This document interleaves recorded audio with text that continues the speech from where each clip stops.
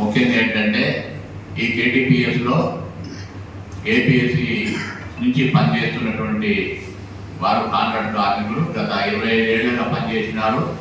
వీరికి జరిగినటువంటి అన్యాయం గురించి చెప్పడానికి ఈరోజు ప్రెస్ మీట్ పెట్టడం జరిగింది. ముఖ్యంగా ఏంటంటే కాంట్రాక్ట్ కార్మికులకి బీఆర్ఎస్ గవర్నమెంట్ వాళ్ళకి 23,000 మందిని పర్మనెంట్ చేయడం జరిగింది. ఆ 23,000 మందిలో ఇక్కడ ఉన్నటువంటి జంకోలో ఉన్నటువంటి ఒక 500 మందిని ఆఫ్ చేయడం జరిగింది. దాంట్లో వాళ్ళందరికీ ఆర్టికల్ రాలేదు. రాకపోవడం వల్ల రాష్ట్ర ముఖ్యమంత్రి గారిని, విద్యుత్ శాఖ మంత్రి జగదీష్ రెడ్డి గారిని అందరినీ కలవటం జరిగింది.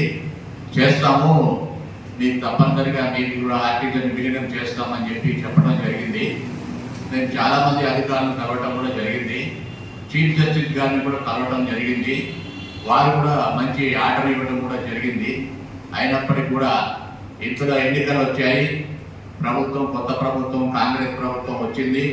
వీళ్ళ దాంట్లో కూడా ఈ రానిటువంటి మిగిలిపోయిన కాంట్రాక్ట్ కార్మికులు ఎవరైతే ఉన్నారో వాళ్ళు చాలా ఆశలు పెట్టుకొని అబ్బా కాంగ్రెస్ గవర్నమెంట్ వచ్చింది, మాకి ఇక ఆర్టిజన్ ఉద్యోగాలు వస్తాయని చెప్పి వాళ్ళు కూడా చాలా ఆశపడి పనిచేసినారు.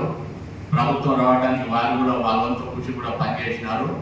మరి 500 కుటుంబాలు మొత్తం కూడా మరి గత ప్రభుత్వంలో మాకు అన్యాయం జరిగింది కాబట్టి ఈ ప్రభుత్వంలో మాకు న్యాయం జరుగుతుందనే ఉద్దేశం మీద వీళ్ళు చాలా కష్టపడి పనిచేయడం జరిగింది. అయితే ముఖ్యంగా కేటీపీఎస్ ఓఎండంలో వీళ్ళు పనిచేశారు. ఆ ప్లాంట్ మూసేశారు. వాళ్ళకి ఉపాధి కూడా పోయింది. వాళ్ళు కనీసం కాంట్రాక్ట్ లేబర్గా 10,000, 12,000 జీతం వచ్చేది కూడా పోయింది. మరి 2020 నుండి 2017లో ఆర్టిజన్ ఉద్యోగం ఇచ్చారు. దాని తర్వాత మూడేళ్లు కేటీపీఎస్లో పనిచేయడం జరిగింది.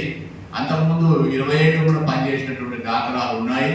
అయినప్పటికీ ఈ రోజు వరకు కూడా వాళ్ళకి మరి మంచి జరగలేదు, ఆర్టిజన్ రాలేదు.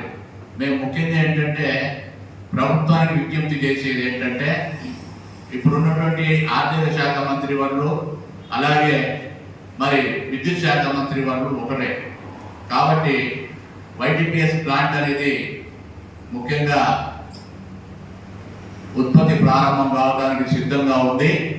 మరి ఈ ప్లాంట్ మూసేశారు కాబట్టి ఇక్కడ ఉన్నటువంటి ఏదైతే 500 మంది కాంట్రాక్ట్ కార్మికులు ఉన్నారో ఈ 500 మంది కాంట్రాక్ట్ కార్మికులకి వైటీపీఎస్లో ఉపాధి కల్పించాలని చెప్పి ఆర్టిజన్గా ఇచ్చి